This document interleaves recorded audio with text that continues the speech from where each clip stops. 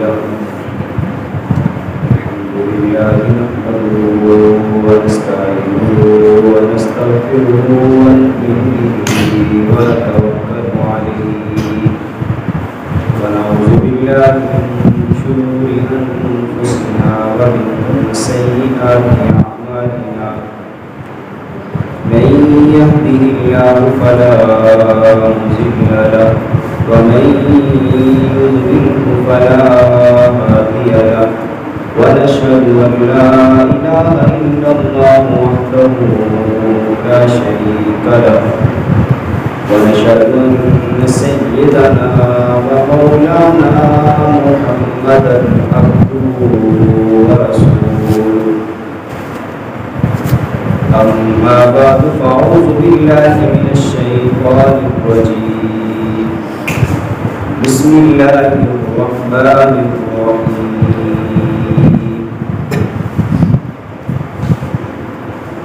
قل اللهم مالك الملك تؤتي الملك من تشاء وتنزع الملك ممن تشاء وتعز من تشاء وتذل من تشاء بيدك الخير إنك على كل شيء قدير صدق الله النبي الكريم اللهم صل على محمد وعلى آل محمد كما صليت على إبراهيم وعلى آل إبراهيم إنك حميد مجيد اللهم بارك على محمد وعلى آل محمد كما باركت على إبراهيم وعلى آل إبراهيم إنك حميد مجيد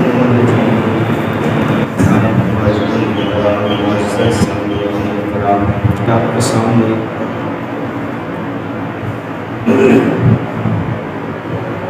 ابھی 14 اگست گزرا،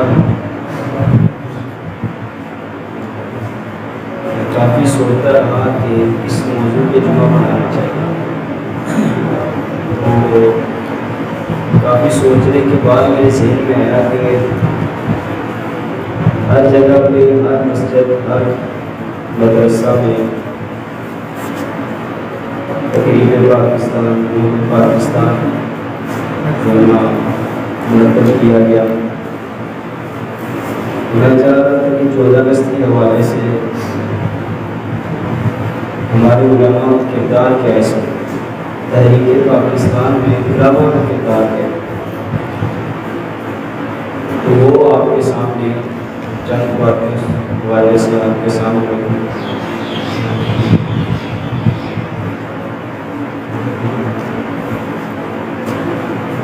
تحریک پاکستان 14 اگست 1947 پاکستان معاصر اردو میں آیا۔ یہ اللہ تعالیٰ کی بہت بڑی نعمت، اور اللہ تعالیٰ نے ہمیں یہ نعمت عطا کر کے مالا مال کر دی۔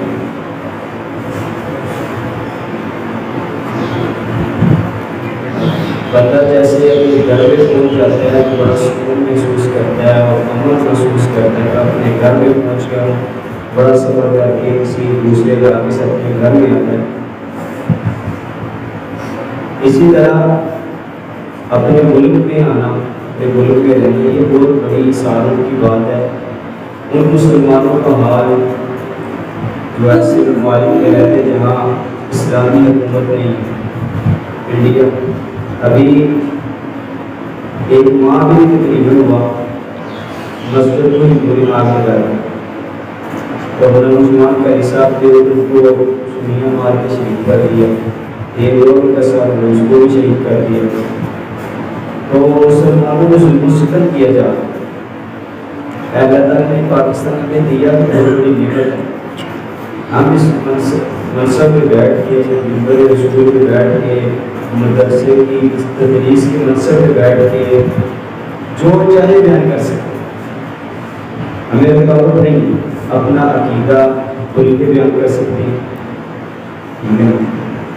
اس میں پاکستان کی طرف سے حکومت کوئی رکاوٹ نہیں، ہاں چند عناصر ایسے ہوتے ہیں جو ہر دور میں ہر جماعت میں بھی ہو سکتے ہیں، تو لیکن جو ہمیں آزادی اللہ تعالیٰ نے پاکستان میں دی ہے، اس میں شکر ادا کرنا چاہیے اللہ تعالیٰ کہ اللہ تعالیٰ نے بہت بڑی نعمت عطا کی۔ اسلام کے نام پر 2 ریاستیں معزز وجود میں آئی، ایک عرب کی ریاست وہ بھی رمضان مبارک میں 27 رمضان مبارک معزز وجود میں آئی، دوسری پاکستان کے اللہ تعالیٰ نے 27 رمضان مبارک میں پاکستان میں جو نہ کیا۔ یہ پاکستان ہمیں ملا کیسے؟ صرف پاکستان کی تحریک وہ اس کی حامل نہیں ہے، اسی کی وجہ سے پاکستان مل گیا، بلکہ اس سے پہلے جو پس منظر ہے، جو بیک گراؤنڈ ہے، اس کو دیکھنا چاہیے کہ تحریک پاکستان تک پہنچنے کے لیے وہ کیا کردار، وہ تحریک پاکستان تک پہنچنے کے لیے کیا قربانیاں تھیں، وہ کون لوگ تھے۔ تو سب سے پہلے جب انگریز ہندوستان میں آیا 1601 میں آیا، اس نے تجارت کے بہانے اپنا ایسا قدم جمایا اور ایسے وہ ہندوستان پہ قابض ہوئے کہ پھر وہ ہلا نہیں سکتا، یعنی اس دور میں سورج غروب ہونا بڑا مشکل ہے۔ ان کی حکومت تھی، مسلمانوں پہ ظلم و ستم، مسلمانوں پہ ہر مسلمان کو جنہوں نوکریوں سے نکال دیا، کھانے پینے کے لیے کچھ نہیں، مسلمانوں کو قتل عام کیا جا رہا ہے۔ تو یہ شاہ عبد العزیز نے اس وقت فتویٰ دیا کہ انگریز کے خلاف جہاد کرنا فرض ہے۔ پھر اس فتوے کی بنا پر جو بندہ میدان میں اترا وہ سلطان ٹیپو ہے، سلطان ٹیپو میدان میں اترا، اور جو سلطان ٹیپو کی جماعت کی قیادت کر رہا تھا، جو سربراہ تھا، اسی نے غداری کی وجہ سے سلطان ٹیپو کو جو نا شہید کروا دیا، انگریزوں سے پیسے لیے اس کو شہید کروا دیا۔ یہ تحریک چلتی گئی اور 1601 میں انگریز ہے، اس کے بعد تقریباً 1853 تک مسلمانوں کے تمام مدارس ختم کر دیے ہندوستان سے۔ شاہ ولی اللہ کی جامعہ رحیمیہ بہت بڑا مدرسہ ہے، اس کو ختم کر دیا، بڑے بڑے مدارس کو ختم کر دیا، کوئی نام نشان نہیں تھا۔ پھر اس وقت علماء اکٹھے ہوئے، اب کرنا کیا چاہیے؟ اس وقت جو ہے نا وہی تحریک چلتی آئی، شاہ ولی اللہ، پھر شاہ عبد العزیز، پھر شاہ عبد العزیز سے آگے چلتی ہوئی آئی تو یہ اکابر علماء دیوبند کے ہاتھ میں آئے۔ وہ 2 شخص تھے، مولانا قاسم نانوتوی رحمۃ اللہ علیہ اور مولانا رشید احمد گنگوہی رحمۃ اللہ علیہ، اور ان کی جو قیادت کر رہا تھا، جو ان کا سربراہ تھا، سپہ سالار تھا، وہ حاجی امداد اللہ مہاجر وکیل تھا۔ حاجی امداد اللہ مہاجر وکیل یہ 2 شخص تھے، یعنی مولانا قاسم نانوتوی، مولانا رشید احمد گنگوہی، ان کے پیر ہیں۔ تو مولانا رشید احمد گنگوہی اور مولانا قاسم نانوتوی ہم سبب ہیں، ایک کلاس میں اکٹھے پڑھتے تھے، 2 حدیث بھی ایک ساتھ پڑھائیں گے، اکٹھے پڑھتے ہیں۔ یہ 2 شخص میدان میں اترے، پھر تقریباً یہ مسلمانوں میں ظلم و ستم کرتا، یعنی اتنے علماء کو قتل کیا کہ روزانہ کی بنا یعنی 40 علماء کو لیتے اور جلتی ہوئی آگ میں ڈال دیتے، کپڑے اتار کے ڈال دیتے۔ ایک انگریز نے اپنی جو نا کتاب میں لکھا ہے کہ جب میں اپنے دلی اپنے گھر میں پہنچا، اس وقت میں نے دیکھا کہ انگریز کیسے مسلمانوں کو ظلم کر رہے ہیں کہ 40 علماء کو لاتے اور ان کے کپڑے اتارتے اور ان کو آگ میں پھینک دیتے، وہ کوئلے کی طرح وہ جل کے راکھ ہو جاتے۔ پھر کہتے ہیں کہ میرے سامنے 40 علماء کو لایا گیا اور ان سے یہ کہا کہ اگر تم کہہ دو کہ ہم تحریک جنگ آزادی میں شریک نہیں تھے، ان کو چھوڑ دیتے۔ اور انہوں نے کہا ہم اس دن کا تو انتظار تھا کہ شہادت کی موت مل جائے، ہم یہ نہیں کہہ سکتے۔ ان 40 علماء کو بھی آگ جلا دیا، ایسے علماء کو قتل کیا، مدارس کو ختم کر دیا، قرآن مجید کو جلا دیا، بڑے بڑے کتب خانے ان کو جو ہے نا وہ جلا کے راکھ کر دیا۔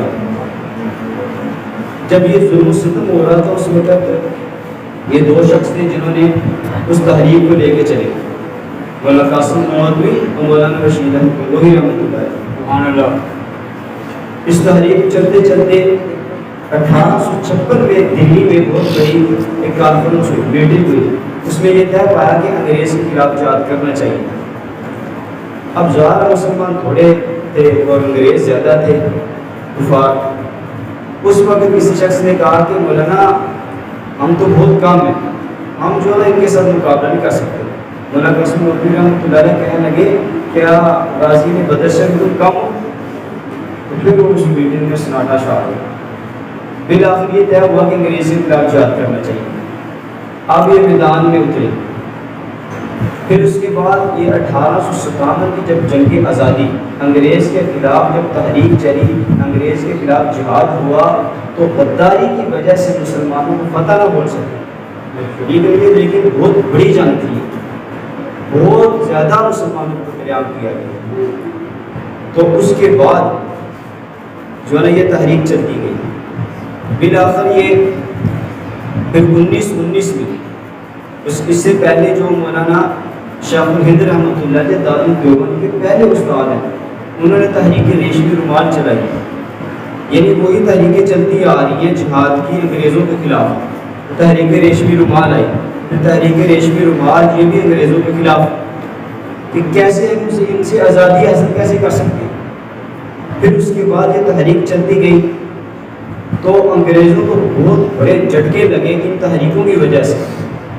اب انگریزوں کی شکل، انگریزوں کی قوت یہ ختم ہوتی چلی جا رہی ہے۔ پھر اس وقت جب جو ہے نا 1919 میں جمعیت علماء ہند کا قیام عرض وجود میں آیا، جب جمعیت علماء اسلام کی بنیاد رکھی، اس وقت بھی انگریزوں کو بہت بڑا جھٹکا لگا۔ یہ تحریک 1919 میں جو جمعیت علماء اسلام کا قیام عرض وجود میں آیا، اس تحریک کو اس کی بنیاد رکھنے والے کون تھے؟ یہ دارالدیوبند کے پہلے استاد ہیں شیخ الہند رحمۃ اللہ علیہ۔ یہ کون ہے؟ یہ مولانا قاسم نورپوری کے شاگرد ہیں، سبحان اللہ، یعنی استاد کے بعد اب شاگرد سنبھال رہے ہیں۔ پھر یہ تحریک چلی، جب تحریک ریشمی رومال اس میں مولانا عبداللہ سندھی اور بڑے بڑے جلیل القدر جو ہے نا علماء اس میں شامل ہیں۔ تو اس کے بعد 1919 میں جمعیت علماء اسلام کا قیام آیا۔ اس کے بعد یہ تحریکیں چلتی گئی اور مسلمانوں کے حق میں علماء میدان اترے۔ ایک دن سن رہا تھا کہ مولانا حسین مدنی رحمۃ اللہ علیہ کے ہوتے ہیں جمعیت علماء ہند کے جنرل سیکرٹری مولانا اسد محمود مدنی، وہ کہہ رہے تھے کہ اتنے علماء قتل عام کیا گیا، اتنے علماء کو قتل کر دیا۔ اگر کوئی بندہ کسی علاقے میں، پورے علاقے میں اگر کسی سے مسئلہ پوچھنے جاتا ہے، وہ عالم ہی نہ ملتا کہ کس سے مسئلہ پوچھے، ایسے علماء کو ختم کر دیا، کوئی عالم ہی نہیں بچا، کوئی عالم بچا ہی نہیں کہ جس سے ہم مسئلہ پوچھنے جاتے۔ اتنے علماء کو قتل عام کیا۔ اس وقت یہ نا دارالدیوبند کی بنیاد رکھی کہ ہم لوگوں کی ذہن سازی کریں، لوگوں کی بات کی طرف قائل کریں کہ ہمیں انگریزوں سے آزادی کیسے مل سکتی ہے۔ پھر وہی دارالدیوبند جہاں تدریسی کام ہو رہا ہے، جہاں حدیث پڑھائی جا رہی ہے، جہاں تفسیر پڑھائی جا رہی ہے، جہاں دیگر کتابیں پڑھائی جا رہی ہیں، وہاں یہ بھی بتایا جا رہا ہے انگریز تمہارا کبھی جو ہے نا وہ ساتھ نہیں دے سکتا، ہندو تمہارا کبھی ساتھ نہیں دے سکتا۔ یہ ان کی ذہن سازی کی علماء نے۔ پھر اس تحریک کو لے کے چلنے والے اس حقیقی جانشین سید حسین مدنی رحمۃ اللہ علیہ، اب یہ 1938 کے قریب یہ معاملہ پہنچا، اور سب سے پہلے ہم کہتے ہیں نا تصور پاکستان کون تھا، مصور پاکستان کون تھا، کس نے یہ تحریک پیش کی؟ علامہ اقبال کا نام پیش کیا جائے گا۔ حالانکہ مصور پاکستان کون تھا؟ حکیم الامت مجدد الملت علامہ اشرف علی تھانوی ہے۔ سب سے پہلے اعلی بات کا آل انڈیا مسلم لیگ جو پہلا خطبہ علامہ اقبال نے دیا تھا 1930 کا دیا تھا، اور اس نے واضح کیا تھا کہ ہم جو ہے نا ہندو الگ ہے، دو نظریے کی بات کی تھی نا، مسلمان الگ قوم ہے اور ہندو الگ قوم ہے۔ یہ 1930 میں اعلی بات کا خطبہ دے رہے ہیں، تو 1928 میں حکیم الامت تھانوی رحمۃ اللہ علیہ مولانا عبد الماجد دریابادی رحمۃ اللہ علیہ تھانوی کے پاس گئے، پر تھانوی رحمۃ اللہ علیہ فرمانے لگے عبد الماجد دریابادی رحمۃ اللہ علیہ کو کہ یار میرا دل چاہتا ہے کہ ایسا ملک ہو اسلامی سلطنت ہو کہ جس میں ہم جو نا شریعت کے احکام جو نا لاگو کریں، جو نا زکوٰۃ کا نظام رائج ہو، ٹھیک ہے نا، اور بیت المال ہو، اور اس میں اسلامی جو نا قانون نافذ کیے جائیں۔ علامہ اقبال سے پہلے پاکستان ایک ملک، الگ ملک کی جو ہے نا تجویز پیش کرنے والے تھانوی رحمۃ اللہ علیہ، یہ اسی شاہ ولی اللہ رحمۃ اللہ علیہ کے شاگرد ہیں۔ تو مصور پاکستان تو یہ ہوئے نا، انہوں نے سب سے پہلے تھانوی رحمۃ اللہ علیہ کا جو ہے نا بتایا کہ ایک الگ ملک ہمیں چاہیے۔ پھر اس کے بعد علامہ اقبال کی ملاقات تھانوی سے ہوئی، تو جب اس کے بعد خطبہ اعلیٰ بات کا خطبہ علامہ اقبال نے دیا تو انہوں نے واضح کر دیا کہ واقعی ہمیں دو نظریہ کی بات ہم کرتے ہیں، ہندو مسلم الگ الگ ہیں، ہمیں الگ ملک چاہیے جس میں اسلام نافذ ہو اور مسلمان جو ہے نا وہ سریعان عبادت کر سکیں، ان کو جو ہے نا روک تھام نہ ہو۔ تو یہ تجویز سب سے پہلے تھانوی رحمۃ اللہ علیہ نے پیش کی۔ پھر اس کے بعد قائد اعظم محمد علی جناح، جب یہ جو نا مسلم لیگ جب ان کی تحریک اٹھی تو مسلم لیگ کی حمایت کرنے والے حکیم محمد تھانوی رحمۃ اللہ علیہ، انہوں نے حمایت کی مسلم لیگ کی کہ واقعی ہمیں دو قومی نظریے کی بات کرتی ہیں، الگ ملک چاہیے، اور ان کی جو ہے نا جہاں سیاسی ان کی جو ہے نا تربیت کی قائد اعظم کی علامہ اقبال کی، وہاں اصلاحی اور اسلامی وہ بھی تربیت ہے تھانوی رحمۃ اللہ علیہ کی۔ 1938 میں پہلا وفد قائد اعظم کے پاس تھانوی رحمۃ اللہ علیہ بھیجا، مولانا مرتضیٰ حسن چاندپوری کی قیادت میں وہ وفد گیا۔ دوسرا وفد بھیجا تو مولانا ظفر احمد عثمانی کی قیادت میں تھانوی رحمۃ اللہ علیہ بھیجا۔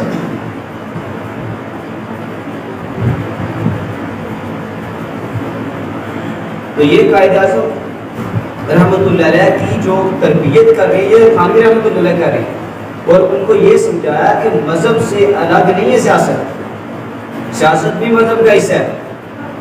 تو قائد اعظم کا کیا کہنا تھا؟ انہوں نے کہا کوئی مذہب مانے یا نہ مانے کہ سیاست مذہب کا حصہ ہے یا نہیں ہے، لیکن آج میں اقرار کرتا ہوں کہ جو نا سیاست و مذہب کا حصہ ہے، مذہب سے الگ نہیں ہے۔ تو یہ تحریکیں چلتی گئی، قائد اعظم محمد علی جناح رحمۃ اللہ علیہ کی، علامہ اقبال کی حمایت دیگر علماء نے، تھانوی رحمۃ اللہ علیہ جب چلے گئے اس کے بعد ان کے خلفاء مفتی محمد شفیع رحمۃ اللہ علیہ، مولانا شبیر احمد عثمانی رحمۃ اللہ علیہ، ان علماء نے ان کی تربیت کی، ان علماء نے ان کی حمایت کی۔ اسی لیے قائد اعظم محمد علی جناح تھانوی رحمۃ اللہ علیہ کی حمایت چاہتے تھے کہ مجھے ان کے خلفاء کی حمایت مل جائے۔ اسی وجہ سے قائد اعظم محمد علی جناح رحمۃ اللہ علیہ نے فرمایا کہ اگر پورے ہندوستان کے تمام علماء میرے مخالف ہو جائیں، تمام سیاسی جو نا قائدین لیڈر الگ ہو جائیں، میری مخالفت میں کھڑے ہو جائیں، لیکن اگر حکیم الامت تھانوی رحمۃ اللہ علیہ میرے ساتھ ہے نا تو سب سے بڑا دنیا کا عالم میرے ساتھ کھڑا ہے، مجھے کسی کے اور کی حمایت نہیں چاہیے۔ یہ تو ہمارے علماء کا کردار ہے۔ کہتے ہیں علماء مخالف، علماء مخالف ہے۔ اب 1947 کی تاریخ چلی، اور اس سے پہلے تھانوی رحمۃ اللہ علیہ نے خواب دیکھا اور فرمانے لگے کہ میں نے خواب دیکھا ہے کہ بہت بڑا مجمع ایسے لگ رہا تھا کہ جیسے میدان محشر ہے، اور اس مجمع میں علماء، اولیاء، صلحاء، بڑے بڑے لوگ ہیں، اور قائد اعظم کو میں نے دیکھا وہ عربی لباس پہن کر بیٹھے ہیں۔ تو میں نے پوچھا کہ اس مجلس میں کیسے شامل ہو سکتا ہوں؟ تو کہا گیا کہ آج کل جو ہے نا قائد اعظم اسلام کی بڑی خدمت کر رہا ہے، اس لیے اس میں شامل ہے۔ تھانوی رحمۃ اللہ علیہ کو یہ خواب آیا تو تھانوی رحمۃ اللہ علیہ فرمانے لگے کہ مجھے یقین ہے کہ پاکستان بن جائے گا۔ 14 اگست 1947 کو پاکستان بنا۔ اب اس سے پہلے اختلاف ہو گیا۔ اختلاف کیا ہوا؟ مولانا حسین مدنی رحمۃ اللہ علیہ کہنے لگے کہ پاکستان نہیں بننا چاہیے، مولانا اشرف علی تھانوی صاحب کہنے لگے پاکستان بننا چاہیے، یہ مسجد ہے، مسجد کے بننے سے پہلے پہلے علماء کا اختلاف ہو سکتا ہے۔ اور شاہ عبد العزیز، عمر بن عبد العزیز رحمۃ اللہ علیہ فرماتے تھے کہ علماء کا اختلاف رحمت ہوتا ہے۔ رحمت کیسے؟ اب دو علماء نے ایسا مسئلہ بیان کیا، ایک نے کہا نہیں یہ مسئلہ اس طرح ہے، اس حدیث سے مسئلہ یہ ثابت ہو رہا ہے، دوسرے عالم نے کہا ہے اس حدیث سے مسئلہ یہ ثابت ہو رہا ہے، تو لہٰذا دونوں اگر صاحب علم ہیں، مجتہد ہیں، اگر دونوں نے مسئلے بیان کیے تو اس سے ہماری جو ہے نا وہ ہمارے لیے آسانی ہوگی۔ آسانی کیسے؟ دو مسئلے بیان ہوگی، چاہے اس مولوی کے مسئلے پہ عمل کر لو چاہے اس عالم کے مسئلے پہ عمل کر لو، تو یہ علماء کا اختلاف رحمت ہے۔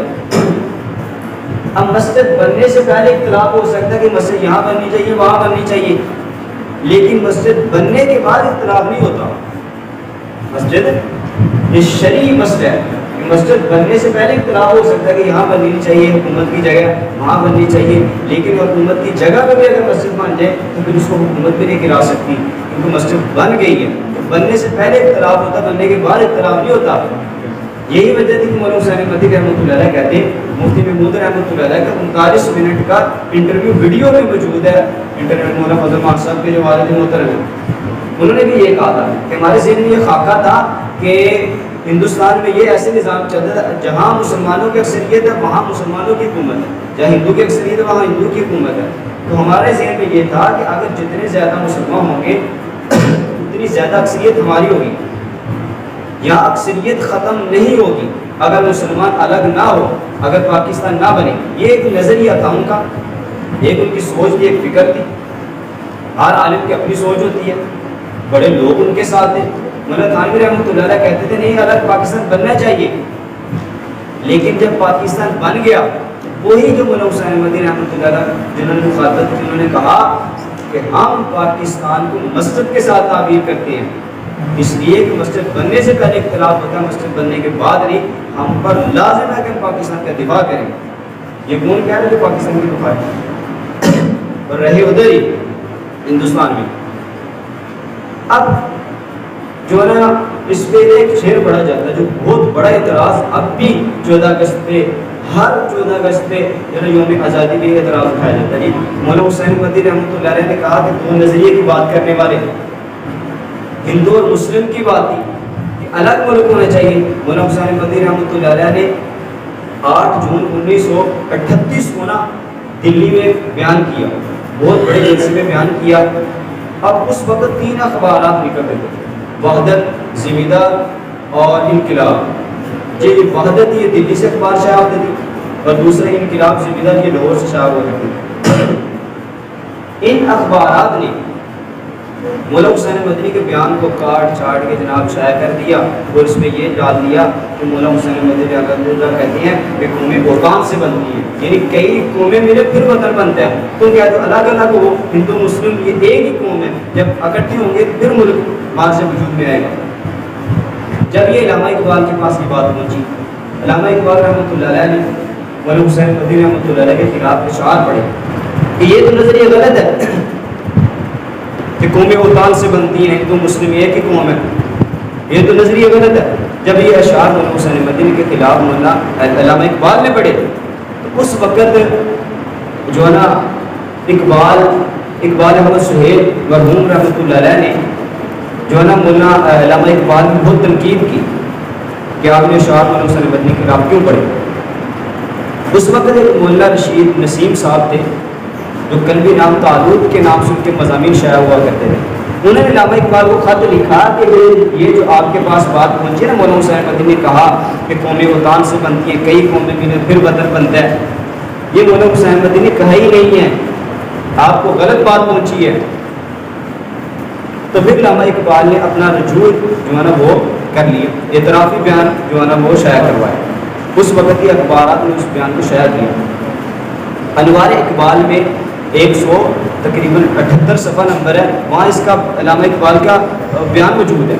انہوں نے کہا کہ مولانا حسین مدنی کا یہ نظریہ نہیں ہے تو مجھے اشکال کا حق ہی نہیں ہے، میں کیسے مولانا حسین مدنی پہ اعتراض کر سکتا ہوں۔ تو بعد میں ارمغانی حجاز جو ہے نا علامہ اقبال کی کتاب چھپی، علامہ اقبال کا انتقال پہلے ہو گیا تو یہ کتاب بعد میں چھپی۔ اگر ان کی زندگی میں یہ کتاب چھپتی تو شاید وہ ہو سکتا وہ اشعار کو نکال دیتے جو مولانا حسین مدنی کے خلاف انہوں نے پڑھے تھے، وہ اعتراض بجا ہی نہیں ہے، مولانا حسین مدنی یہ بات کہی نہیں ہے۔ لیکن اگر بالفرض مان لیا جائے کہ مولانا حسین مدنی نے کہا کہ قومی اوطان سے بدلیے، کئی قومیں ملے تو پھر وطن بنتا ہے، تو ہمارا بھی اعتراض ہے کہ شناختی کارڈ اٹھاؤ، آپ کے شناختی کارڈ پہ کیا لکھا ہوگا؟ قومی شناختی کارڈ، قومی شناختی کارڈ، یہ نہیں لکھا ہوگا کہ مسلمان کا شناختی کارڈ، سکھ کا شناختی کارڈ، ہندو کا شناختی کارڈ، دو قومی نظریے کی بات ہے نا۔ پھر پاکستان کے جو باسی جو رہنے والے ہیں ان کو تو لکھنا چاہیے کہ مسلمان کے شناختی کارڈ، کیونکہ دو قومی نظریے سے بنا پاکستان، تو یہ کیوں لکھا ہوتا ہے قومی شناختی کارڈ؟ تو پھر وہی قومی والی بات آ گئی، حالانکہ مولانا حسین مدنی نے بات کہی تھی۔ پھر یہ تاریخ پاکستان چلی، جب پاکستان بن گیا، جب کسی مدرسے، کسی مسجد، کسی کالج، کسی یونیورسٹی، کسی بڑی ادارے، کسی بڑے ادارے کا جو ابتدا ہوتا نا، بندہ اسی سے کرواتا ہے جس سے محبت ہو، جو بڑی شخصیت ہو اس سے ابتدا کرواتا ہے، تاکہ بابا بھی ہو جائے اور ایک برکت بھی آ جائے گی۔ بڑے شخص نے، وزیر اعظم نے اس مسجد کی ابتدا کیا، وزیر اعظم نے اس کالج کا ابتدا کیا، اب پاکستان بن گیا، اب ابتدا کس سے کروائیں؟ اب پاکستان کے جھنڈا لہرانے کی بات ہے۔ اگر ہمارے علماء کا کردار نہیں ہے، اگر ہمارے علماء نے قربانی نہیں دی پاکستان کے لیے، قائد اعظم محمد علی جناح نے کیوں ان کو جو ہے نا کہا تھا کہ بلاؤ اس کو، شبیر احمد عثمانی کو بلاؤ، شبیر احمد عثمانی رحمۃ اللہ علیہ کو کراچی میں کہا کہ تو جھنڈا لہرا، سب سے زیادہ حق تیرا، اور تھانوی خاندان نے سب سے زیادہ قربانی دی ہے، مسلم لیگ کے ساتھ یہ تھے، ان کی قربانی کی وجہ سے پاکستان بارز وجود میں آیا، لہذا تمہارا حق بنتا ہے کہ تم پاکستان کا جھنڈا لہراؤ، پرچم کشائی تم کرو۔ تو پھر علامہ شبیر احمد عثمانی رحمۃ اللہ علیہ نے پہلے قرآن مجید کی تلاوت کی، اس کے بعد پرچم کشائی کی۔ یہ کس کے ہاتھ میں دیا؟ یہ دارالعلوم دیوبند کے شیخ الحدیث کے ہاتھ میں دیا جھنڈا کہ تم پاکستان کے پرچم لہراؤ، اس لیے قربانی تمہاری ہے۔ اور جب ڈھاکہ میں پاکستان کے جھنڈا لہرانے کی بات آئی تو پھر انہوں نے کہا کہ تھانوی کے بانجے علامہ ظفر احمد عثمانی کو بلاؤ، اس لیے قربانی انہی کی ہے۔ دونوں شخص دارالعلوم دیوبند کے جو ہے نا شیخ التفسیر، ان کو بلایا جا رہا ہے اور پاکستان کے جھنڈا ان سے لہروایا۔ یہ وہی طریقے چلیے جب جمعیت علماء اسلام جمعیت علماء اسلام جب نا ان کا قیام عارض وجود میں آیا تو پاکستان بننے کے بعد دو جمعیتیں ہوگی، جمعیت علماء ہند ابھی بھی چل رہی ہے مولانا حسین مدنی کے بیٹے مولانا ارشد مدنی کی قیادت میں، تو دوسری جمعیت علماء اسلام مفتی محمود رحمۃ اللہ علیہ کے ہاتھوں میں آئی، وہ چلتی آ رہی ہے۔ قائد جمعیت مولانا فضل الرحمان صاحب ان کی قیادت کر رہی ہیں، اور ہمارے لیے یہ بہت بڑا اعزاز ہے کہ مولانا جتنا دفاع ہمارے پاکستان ہمارے مدارس کا کر رہے ہیں، مساجد کا کر رہے ہیں، کہ اتنا کوئی نہیں کر رہا۔ مولانا کی اتنی تنقید ہوتی ہے نا، بڑے بڑے جو ہے نا علماء پھسل جاتے ہیں کہ یار اتنی ہم گالیاں سنتے ہیں صبح و شام، وہ بھی دے رہا، لیکن ان کی جو ہے نا وہ جو ان کی قیادت ان میں بالکل لچک نہیں آتی، اپنے جو ہے نا کام میں بالکل صحیح جا رہی، اور بڑے بڑے علماء نے اعتماد کیا۔ شیخ تقی عثمانی دامت برکاتہ عالیہ جو ہمارے مسلک کے سب سے بڑے مفتی ہیں، ان کا فتویٰ چلتا ہے، ان کو پورا اعتماد ہے مولانا کے اوپر کہ مولانا صحیح جا رہے ہیں۔ پیر ذوالفقار نقشبندی صاحب، ان کو اعتماد ہے یہ شخص ٹھیک ہے، تو مولانا کی قربانی ہے۔ اب تنقید کیا ہوتی ہے؟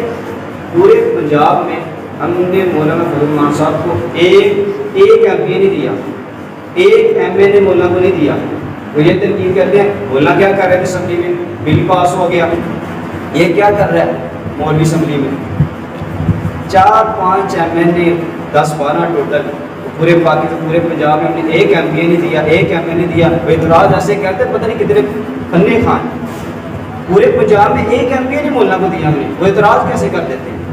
یہی وجہ جب ان کی پی ٹی آئی کی ختم نبوت کے خلاف بل لے کے آئے تو اس کو مسترد کرنے والے کون تھے؟ جمعیت علماء اسلام۔ ٹرانسجینڈر پاس ہوا سیاست کی بنیاد پر، اپنی جنس تبدیل کروا سکتی ہے، وہ عورت بن سکتی ہے، اگر عورت کے اندر آ رہی تو مرد بن سکتی ہے، اپنا قومی شناختی کارڈ پہ لکھوا سکتی ہے میں مرد عورت اور مرد جنس تبدیل کروا سکتے ہیں۔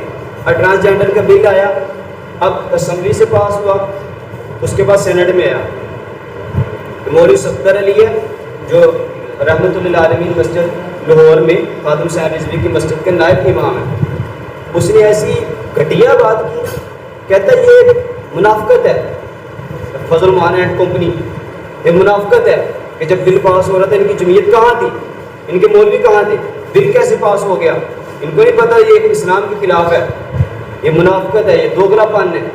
اب لوگوں کا رویہ دیکھے تو پھر انہوں نے بل کو مسترد کر دیا اور جو ہے نا کیس کر دیا ان کے خلاف عدالت میں، حالانکہ ایسی بات نہیں تھی۔ جب یہ بل پاس ہو رہا تھا، جب عمران خان کی حکومت ختم ہو رہی تھی، آخری دن چل رہے تھے، اسمبلی تحلیل ہونے والی تھی، اس وقت یہ بل پیش کیا۔ پیش کس نے کیا؟ پی ٹی آئی کی شیریں مزاری نے، پی ٹی آئی کی شیریں مزاری نے بل پاس کیا، جناب پیش کیا۔ اب 3 جماعتوں کے دستخط ہیں اس میں، پیپلز پارٹی، تحریک انصاف اور نون لیگ، 3 جماعتوں کے دستخط ہیں اس کے اوپر کہ ٹرانسجینڈر کو پاس کیا جائے۔ مرد اپنی جنس تبدیل کروا سکتا ہے، عورت اپنی جنس تبدیل کروا سکتی ہے، یہ 3 جماعتوں نے دستخط کیے۔ مولوی صفدر علی رضوی نے ان 3 جماعتوں پہ اعتراض کیوں کیا؟ صرف مسلکی تعصب اور اپنی جو نا واہ کروانے کے لیے صرف ان کے خلاف بات کرنی ہے۔ اب صرف اکیلی جمعیت علماء اسلام کی ایم این اے جو ہے نا نائمہ کشور، وہ کھڑی ہوگی، اس نے کہا یہ نظریہ پاکستان کے بھی خلاف بل ہے اور اسلام کے بھی خلاف بل ہے، اس کو جو ہے نا شدید عدالت میں بھیج دیا جائے، علماء کے پاس بھیجو اس بل کو۔ وہ اس بل کو دیکھیں گے یہ اسلام کے جو ہے نا موافق ہے یا نہیں ہے۔ اب جو ہے نا سینٹ تھے، چیئرمین سینٹ، وہ پیپلز پارٹی کے تھے، اس نے کہا جی نہیں، سینس آف ہاؤس لیا جاتا ہے، سینس آف میجورٹی لی جاتی ہے، اکثریت رائے لی جاتی ہے سینٹ کی۔ سینٹ کے اکثر لوگوں نے کہا جی بل ٹھیک ہے پاس کر دیا جائے۔ اب اس اکیلی ایم این اے جمعیت علماء اسلام کی اس کی بات نہیں سنتی، اس نے کھڑے ہو اتنا ہی ہو سکتا نا، اور اس کی گلے کے جا کے تھوڑا پکڑ لے اس کو، چیئرمین سینٹ کو۔ اس نے کہا یہ اسلام کے خلاف بل ہے، لیکن پھر بھی اس نے پاس کر دیا۔ اب دوبارہ اس کو رد کرنے والی جمعیت الاسلام نے جو ہے شریعت عدالت میں کیس کر دیا یہ اسلام کے خلاف بل ہے، تو یہ مسترد کرنے والے تھے جمعیت الاسلام۔ ختم نبوت کے خلاف بل آتا ہے تو اس کو مسترد کرنے والے کون؟ جمعیت الاسلام۔ دفاعی صاحب اہل بیت بل پاس ہوا، اس کو منظور کروانے والے کون تھے؟ بشیر رحمان کھڑی ہوگی پیپلز پارٹی کی، وہ کہنے لگی جی نہیں اس کو کائنات کمیٹی میں بھیج دو، ہم نے بل پڑھا ہی نہیں ہے۔ تو مولانا عبدالغفور حیدری، مولانا فیاض محمد جمعیت الاسلام کے ہیں اور سینیٹر طلحہ محمود جمعیت الاسلام کے ہیں، وہ کھڑے ہو گئے۔ اس نے کہا اتنے بل پاس ہوئے ہیں، آپ نے نہیں کہا کہ قائمہ کمیٹی کو بھیج دو، دفاعی صاحبہ کی بات ہے یہ، تم کہتے ہو قائمہ کمیٹی کو بھیج دو۔ یہ بل پاس کروانے والے کون ہیں؟ جمعیت الاسلام ہے۔ اگر مولانا فضل الرحمان صاحب ٹھیک نہیں ہے تو ہمارے وفاق المدارس عربیہ پاکستان، پورے پاکستان کے جو مدارس کے سرپرست کون ہیں؟ مولانا فضل الرحمان صاحب۔ مفتی تقی عثمانی صاحب کو نہیں پتا کہ یہ بندہ ٹھیک نہیں، اس کو سرپرست کیوں بنا رہے ہیں؟ اس میں کچھ ہے تو اس کو سرپرست منتخب کیا جا رہا نا۔ یہ ہمارے حفظ کے طلباء حفظ کا امتحان نہیں دے سکے وفاق المدارس کا اگر رد کریں۔ اس وفاق المدارس کی قیادت کون کر رہا ہے؟ چند دن پہلے بھی اجلاس ہوا ہے، اس کی قیادت مولانا فضل الرحمان صاحب کر رہے ہیں۔ کہ اللہ کی بہت بڑی نعمت ہے، تقی عثمانی صاحب نفل پڑھ پڑھ کے ان کے لیے دعا کرتے ہیں کہ ہم آج مدارس میں کھلم پڑھا رہے ہیں نا اس بندے کی وجہ سے۔ مفتی ظفر علی صاحب کہتے تھے کہ دارالعلوم دیوبند اپنی جگہ پہ ہے، یہ چلتا پھرتا دارالعلوم دیوبند ہے، جس دن یہ بابا دنیا سے چلا گیا نا تو تم دیکھنا مدارس پہ کیا ہوتا ہے۔ اور مولانا نے کہا تھا کہ جس دن مدارس پہ یہ حکومت والے داخل ہوئے، میں اوقاف بنایا کہ مدارس ہماری انڈر میں کرو، حکومت نے کہا ہم تنخواہیں جو ہے ان کی دیں گے، ہم جو ہے مدارس کو چلائیں گے۔ مولانا نے کہا کہ نہیں، یہ کبھی نہیں کرنا، اس لیے حکومت کے اندر جو ہے دوگلا پالیسی ہے، یہ تحریک انصاف نے اٹھا دیا کام۔ تو مولانا کی جو ہے نا بصیرت کو سلام ہے، انہوں نے علماء کو سمجھایا کہ یہ کام نہیں کرنا، حکومت کے انڈر میں نہیں کرنا، یہ ایک دن مدارس چلا کے نہیں دکھا سکتے۔ تو یہ اس بندے کی محنت ہے۔ کیسے؟ مولانا نے کہا کہ جس دن مدارس پہ پہنچ آئی تو سب دنیا سے چلا گیا ہوگا، ہمارے ہوتے مدارس پہ پہنچ آئے۔ یہی وجہ کہ آج مدارس میں بچے ہوئے علماء پڑھ رہے ہیں، طلبہ پڑھ رہے ہیں، اپنے مرضی کے جو ہے نا اسباق پڑھ رہے ہیں، اسلامی ممالک ہیں، لیکن کیا ہے اگر کوئی دینی کتاب پڑھنی ہے، فضائل اعمال پڑھنی ہے، کوئی کتاب پڑھنی ہے، اپنا شناختی کارڈ جمع کراؤ. جتنے لوگ بیٹھے ہیں تعلیم میں سب اپنی فوٹو کاپی جمع کراؤ، پھر تعلیم ہوگی. اسلامی ملکوں کی بات کر رہا ہوں، لیکن پاکستان میں کیا تمہیں کو پوچھنا کہ ان کے وقت ہے اسنادی کا جمع کراؤ کہ کن کی برکت ہے؟ قرارداد مقاصد سب سے پہلے 26 نکات کو کس نے پیش کی تھی اسمبلی میں؟ علامہ شبیر عثمانی کو. اس نکات کو کوئی چیلنج نہیں کر سکتا. یہ ان مولویوں کا کام ہے کہ جنہوں نے کھلا جو ہے نا پاکستان میں چلے. یہ اللہ تعالیٰ کی بہت بڑی نعمت ہے جو اسمبلی میں علماء موجود ہیں، اور ان کی قدر کرنی چاہیے. اور ان علماء کو جو ہے نا دعائیں دینی چاہیے کہ جن علماء کی بدولت ہمیں یہ پاکستان ملا. تو قائد اعظم نے کیا کہا؟ ایک بندہ کہنا کہ نہیں وہ تو شیعہ تھا، اس کے قائد تو شیعہ والے تھے. قائد اعظم کی میرا عقیدہ ہے کہ میں اپنے آپ کو دیوبندی کہتا ہوں. تو میرا یہ دل چاہتا ہے جب میری موت آئے تو مسجد کے دیوبند کا بڑا مولوی میرا جنازہ پڑھائے. تو قائد اعظم اگر شیعہ ہوتا وہ یہ نہیں کہتا کہ یار میری موت آ رہی ہے تو یار میرا جنازہ نا کوئی بڑا مولوی شیعہ کو بلانا تو وہ جنازہ پڑھائے. چند دن پہلے موت سے پہلے قائد اعظم نے لیاقت علی خان کو بلایا، وزیر اعظم کا اس وقت کا. اس کو کہا کہ میں تقریباً جانے والا دنیا سے، میری موت کا وقت جو ہے قریب آ گیا، اور کافی زیادہ ہدایات دی. اور اس میں ایک یہ ہدایت جاری کی کہ میرا جنازہ علامہ شبیر احمد عثمانی پڑھائے. میرا جنازہ شبیر احمد عثمانی پڑھائے. کون ہے؟ یہ دارالعلوم دیوبند سے آنے والا شخص ہے. شبیر احمد عثمانی نے جنازہ پڑھایا. اگر وہ شیعہ ہوتا تو یہ کہتا کہ شبیر عثمانی پڑھائے. شبیر عثمانی رحمۃ اللہ جنازہ پڑھایا اور اعلان کیا کہ آج پاکستان کے صدمے کی بات نہیں، عالم اسلام کی بات صدمے کے لیے بات ہے. اس کے نظریات بھی اہل سنت کے مطابق قائد اعظم. تو یہ علماء کی قربانی ہے. ہر ایسا کام ایک جو ہے نا پاکستان کے کسی جید آدمی نے اٹھانا چاہیے تھا، وہ علماء نے اٹھایا. یہ ہمارے علماء کی قربانی. اللہ تعالیٰ کی قدر کرنے کی توفیق عطا فرمائے. رب کو منا گئے دیوبند کے ستارے، دنیا پہ چھا گئے ہیں دیوبند کے ستارے. نانو تبی مدنی گنگو ہی کاشمیری، کیا شان پا گئے